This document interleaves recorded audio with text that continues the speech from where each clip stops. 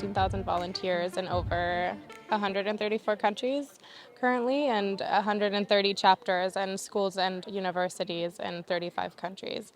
We work mostly with translations, translating climate information into 105 different languages in order to make climate information more accessible to everyone and to engage youth around the world in climate dialogue, climate discussions, and to have the voices that are usually unheard participate in climate dialogues. This is really essential work because over 90% of the global scientific literature, and especially on climate, is in English, which makes it vastly inaccessible to the majority of the world's population. We have 6.6 billion people who are non-English speakers, which is 80% of the population.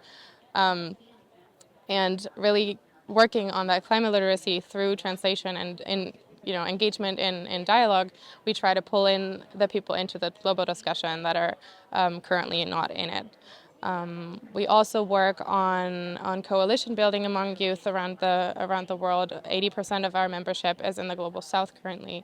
We work remotely and as a part of a global team, which means that we have climate information dissemination networks. So we send information about climate through our chapters and communities around the globe so that they can adapt their information locally and engage in climate dialogue with people who might not know about it, who have not been engaged in these dialogues, and that raises voices and empowers people to also look on the ground what action is needed where I live.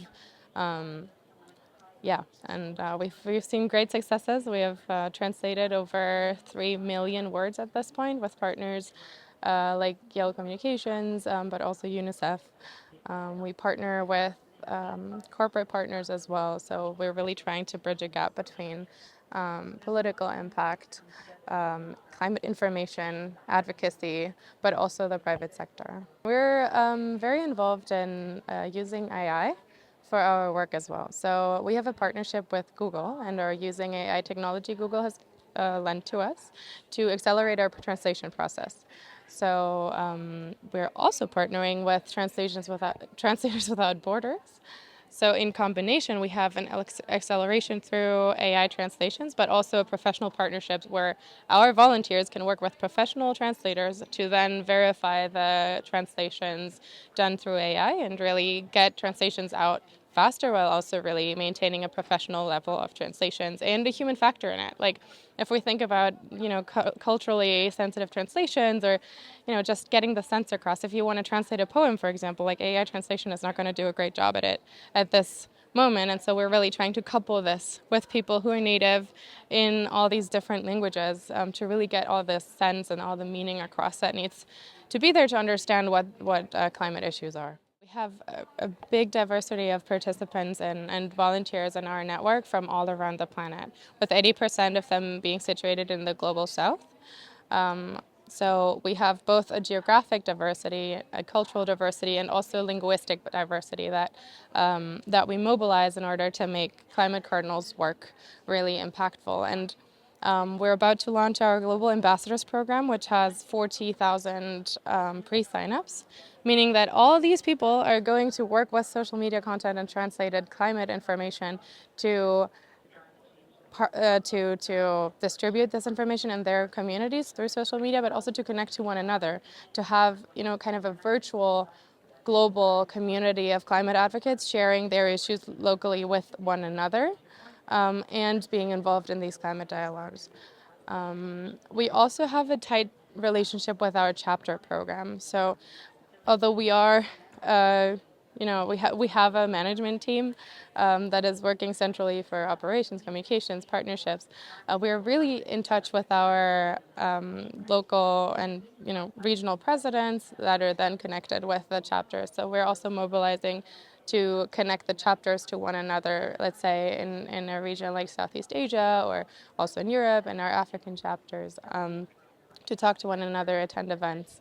And we're partnering with our generous supporters to also implement microgranting programs so that people can take grassroots action through startup motivations, for example, that actually can make a change on the ground and that actually also can stay. Migration is, of course, a really tough topic, and an important one because it really speaks to the intersectionality of the experiences due to climate change. So what is important in our communications through Climate Cardinals is to make sure that people understand that climate change doesn't affect everyone equally. People around the planet have different impacts. There is a big, class divide among the experiences of climate change as well.